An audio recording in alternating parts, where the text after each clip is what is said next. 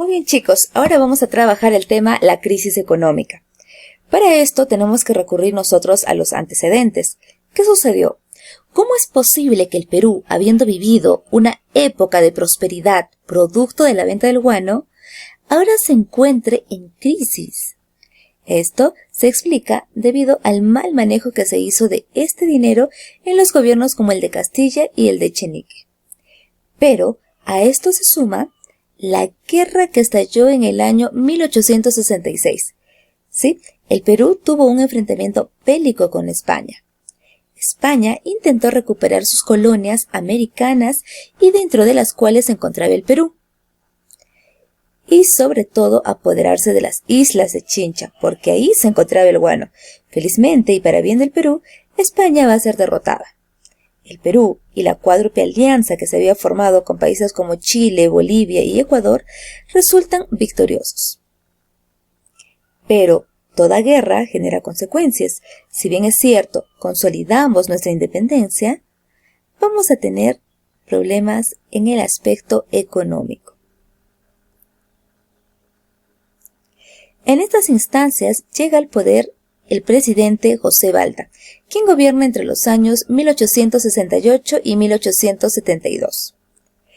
El Perú, que recibe José Balta, es un país en crisis, sin dinero, debido básicamente a la guerra, pero también a la mala inversión de los ingresos del guano. Entonces, para solucionar esta crisis, el presidente firma el contrato Dreyfus.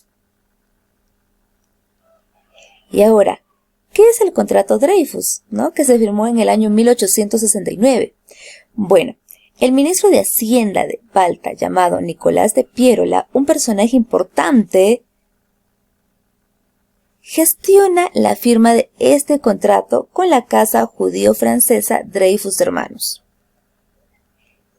Él es Nicolás de Piérola y el contrato consiste en que el Perú entregaba 2 millones de toneladas de guano a cambio de 73 millones de soles. Es decir, estábamos recibiendo dinero para salir de esta crisis económica. ¿A cambio de qué? A cambio de vender 2 millones de toneladas de guano. Entonces, el Perú se volvía un negociante directo. ¿Para qué? Para vender este guano a la casa judío-francesa Dreyfus. Y la casa Dreyfus se encargaría de venderlo a cualquier país de Europa. Obviamente, esto va a traer consecuencias negativas para el Perú. ¿Por qué? Se generaba aquí la oposición de los consignatarios. ¿Y quiénes eran los consignatarios? Ya habíamos visto, ¿no? El guano se trabajó por venta directa, por consignaciones, ¿no? Uno de estos sistemas fueron las consignaciones. Y el consignatario era el encargado de hacer esta venta. Extraía el guano de islas, lo vendía a Europa y una parte del dinero le entregaba al Estado peruano. Pero ya no va a poder hacer eso, ya no va a poder tener sus ganancias. Y eran unas amplias ganancias. El consignatario ganaba mucho dinero haciendo esta venta de guano.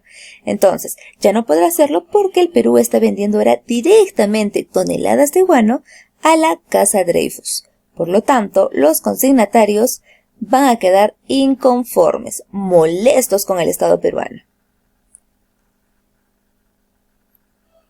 Ahora, vamos a conocer unas obras realizadas durante el gobierno de José Balta, como por ejemplo se hizo aquí la carretera Lima-Callao, el Hospital 2 de Mayo, que vemos en la imagen, el Puente Balta, ¿sí?, que muestra un gran conocimiento, ¿sí?, y trabajo en arquitectura e ingeniería. A pesar de los años, este puente aún se mantiene en pie, a comparación de los puentes que han construido, ¿no?, las actuales municipalidades, ¿no?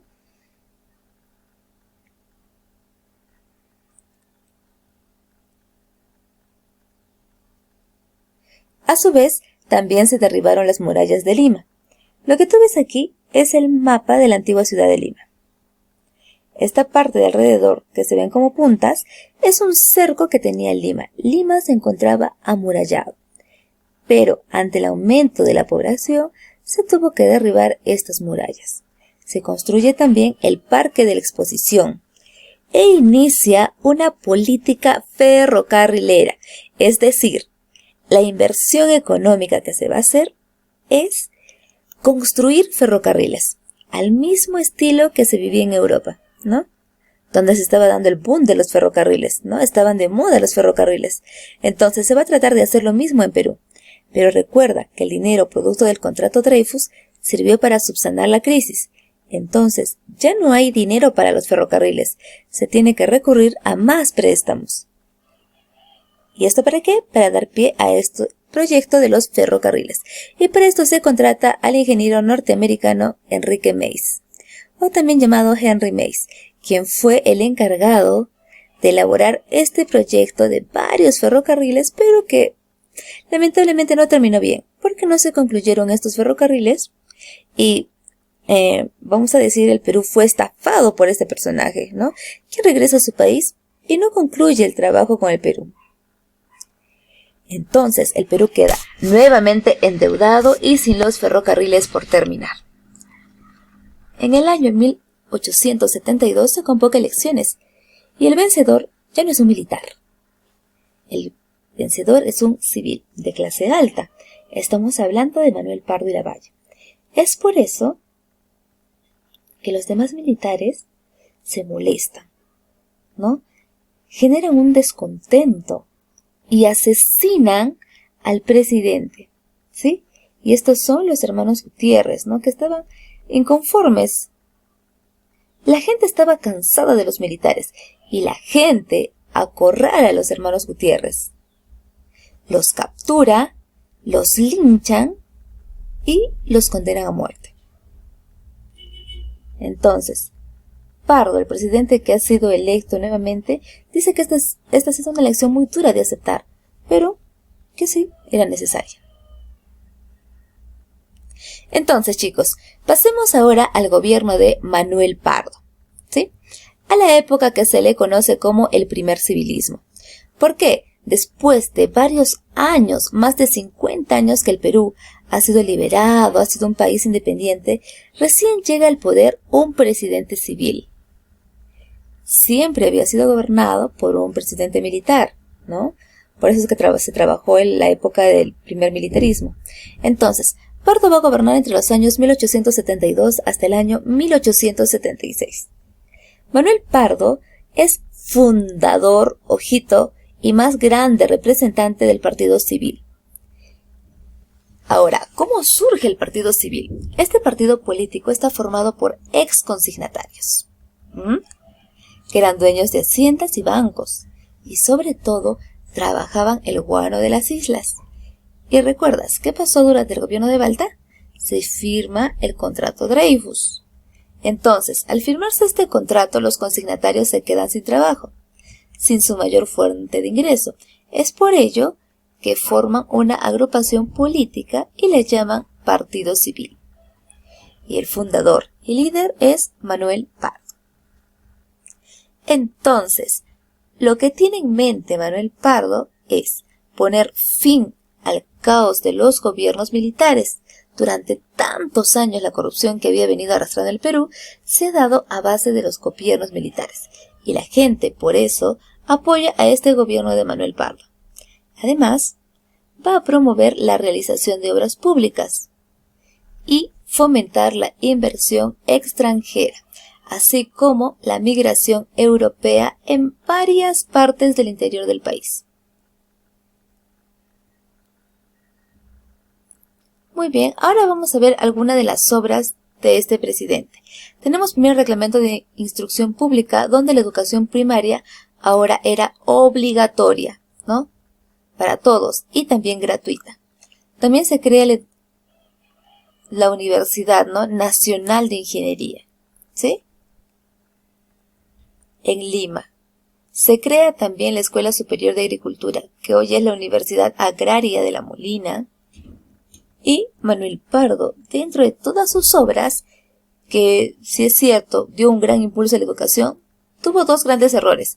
Estratégicamente hablando, fueron estos. El primero, la firma del Tratado de Defensa Mutua con el país de Bolivia, llamado el Tratado Ribagüero-Benavente. ¿Y en qué consistía este tratado? El tratado decía que ante alguna amenaza externa, como si fuera una guerra, digamos, el otro país estaba obligado a ayudar. Por ejemplo, si el Perú sufría un ataque de un país cercano como Ecuador, por ejemplo, Bolivia, gracias a este tratado, estaba obligado a ayudarnos. La idea parece muy buena, ¿sí? Excelente, de tal manera, ¿no?, que estamos uniendo fuerzas. Pero no contamos que con esta unión, para empezar, no iba a ser secreta. Se decía que era secreto, pero muchas personas ya lo sabían.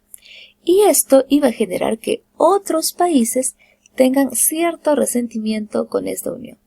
Y otro de los errores que comete Pardo es la estatización del salitre. El salitre es un recurso que se extrae en la zona sur del Perú y es el reemplazo del guano.